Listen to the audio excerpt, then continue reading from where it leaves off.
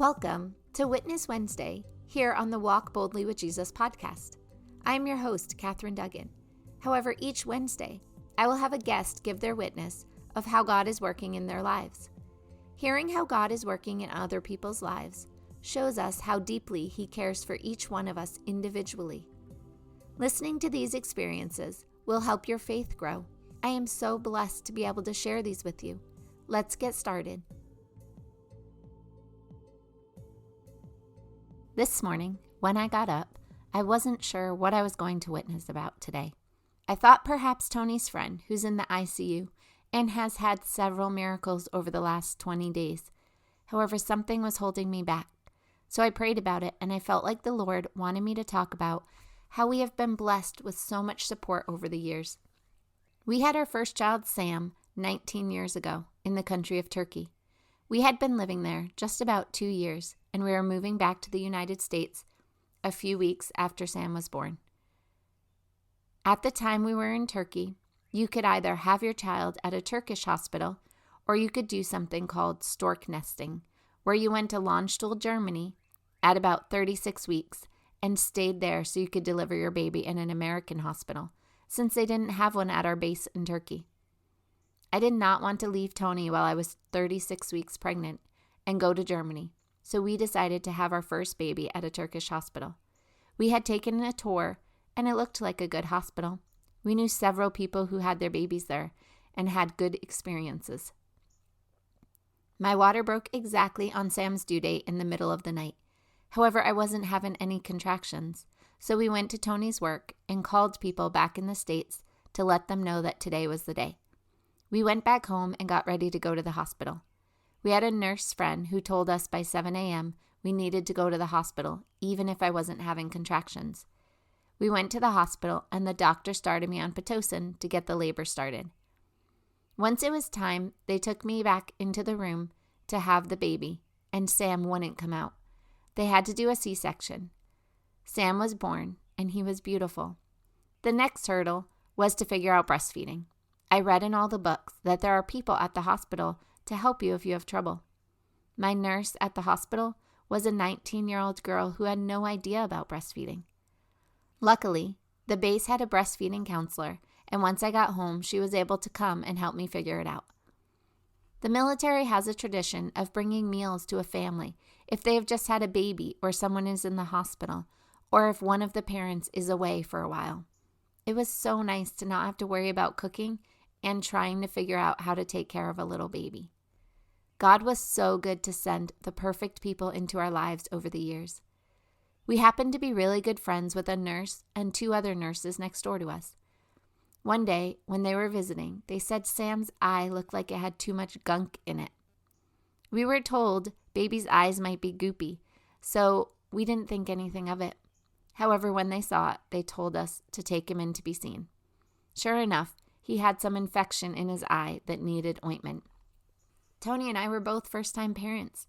We were so nervous, as he was just a little baby, and the doctor told us we would need to pull down the bottom part of his eye and put a thin line of ointment. Tony and I both shouted, "Not it," at the same time. The doctor looked at us and said, "You know, one of you has to be it, right?" We explained that we were just nervous, and so he was so kind and demonstrated it for us. Sam didn't cry at all, and we could see it was super easy. We were in New Jersey when we had our second child, Noah.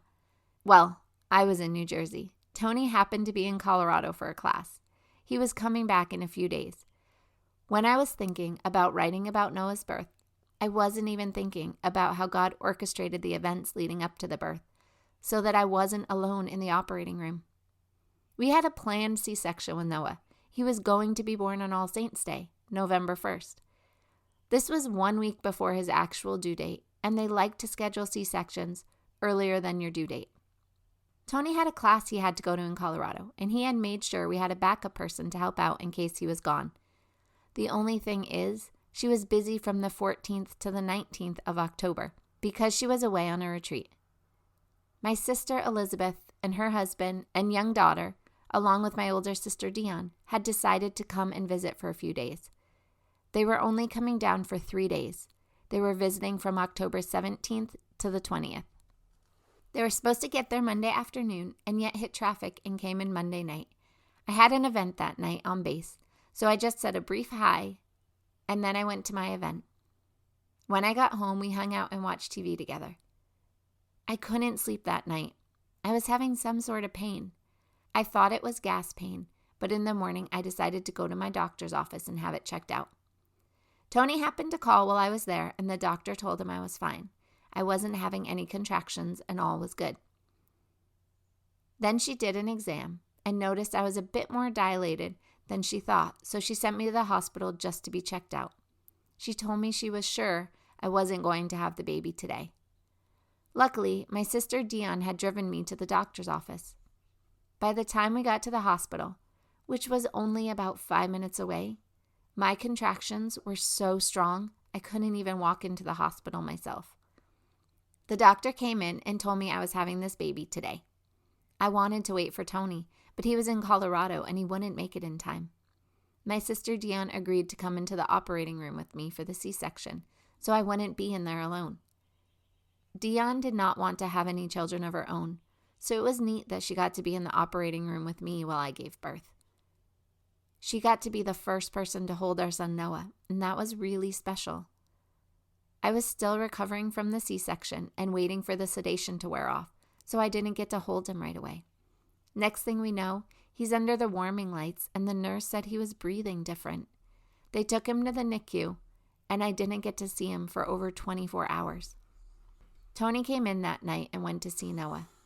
We didn't have a name at that point because we were deciding between Noah Alexander and Patrick Holden. I didn't know what he looked like. I'd only seen him briefly.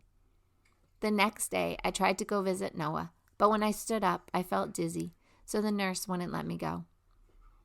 I think I tried twice before I was able to see him. He was so sweet.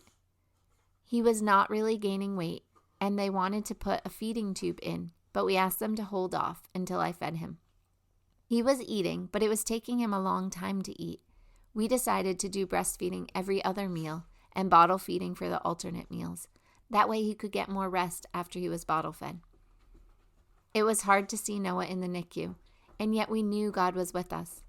At one point, they said if he didn't gain a certain amount of weight by a certain time, they would have to put the feeding tube in, and he did gain the weight. We were able to avoid the feeding tube. God was there every step of the way with Noah. Every test he had to pass in the NICU, he passed with flying colors. I believe he was in there for 9 days. Those were very long days, and yet we were blessed because he wasn't very sick and we knew he would be okay. The same was not true for every baby in the NICU. God was there with us and also sent people to help take care of us and take care of Sam. My mom and dad came down to keep an eye on Sam when Tony and I were at the hospital. We would both sleep at the hospital for the first several days. When we went to every other feeding, we went home to sleep as there was another couple who needed the room we were using. Our friends brought meals again, so we didn't have to worry about food, and my parents didn't either. The birth of our third son was a planned C-section, and my parents were in town to help watch Sam and Noah while we were in the hospital. The birth went off without a hitch. Everything went as planned, and we stayed in the hospital just a few days to recuperate from the C-section, and then headed home. Our family was now complete. God is so good.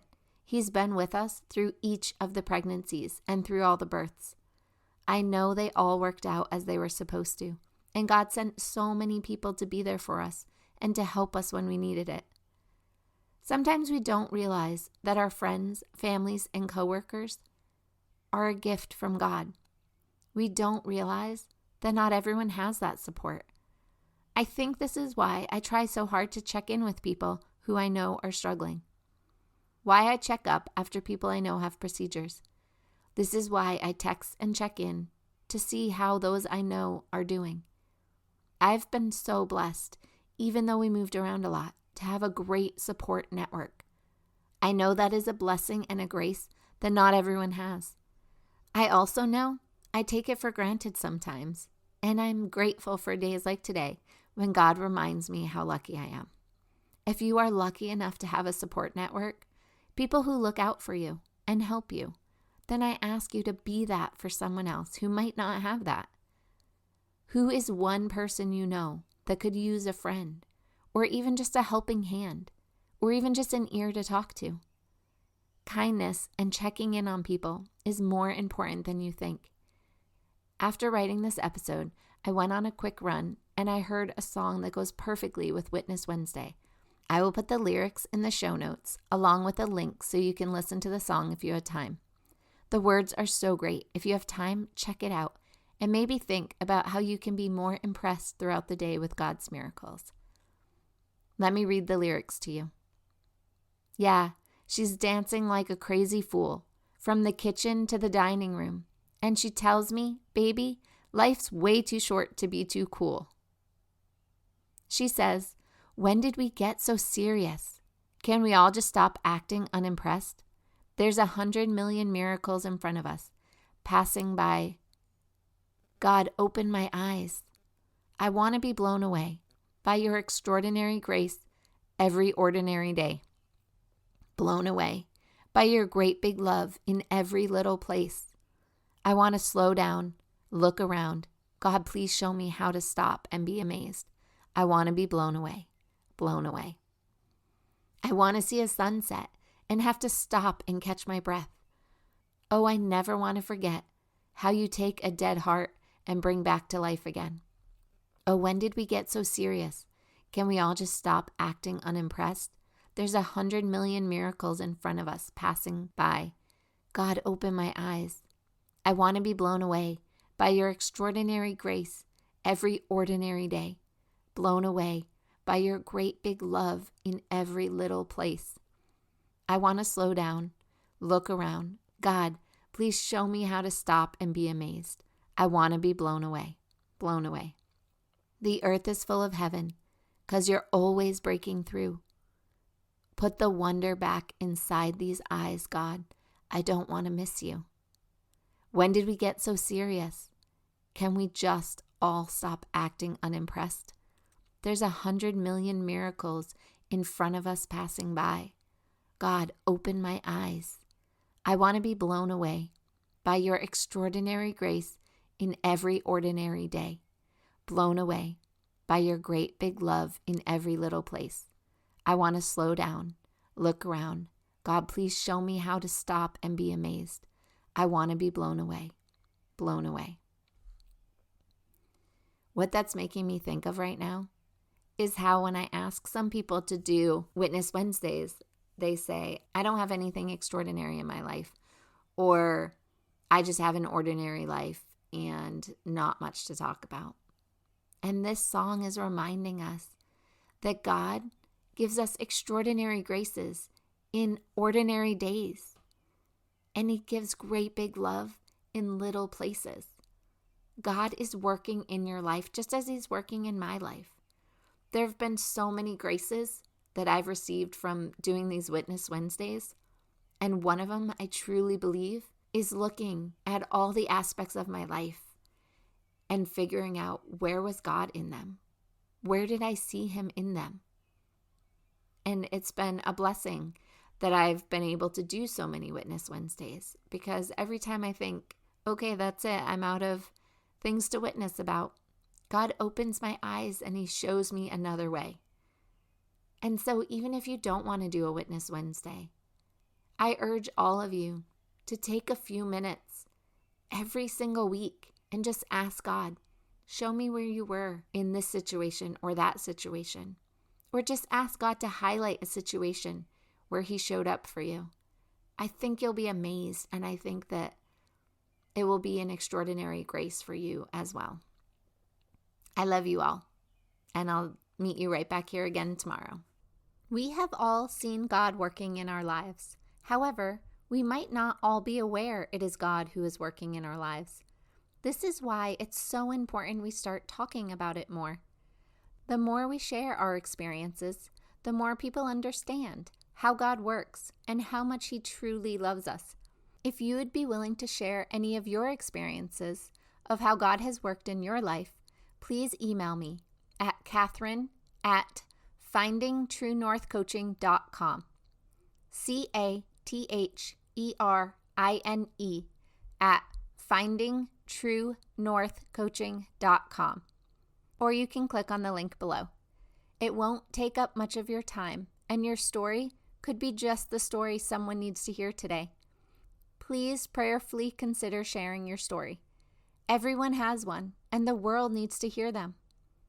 I look forward to spending time with you again tomorrow. Remember, Jesus loves you, and so do I. I will have another witness for you next Wednesday. Have a blessed day.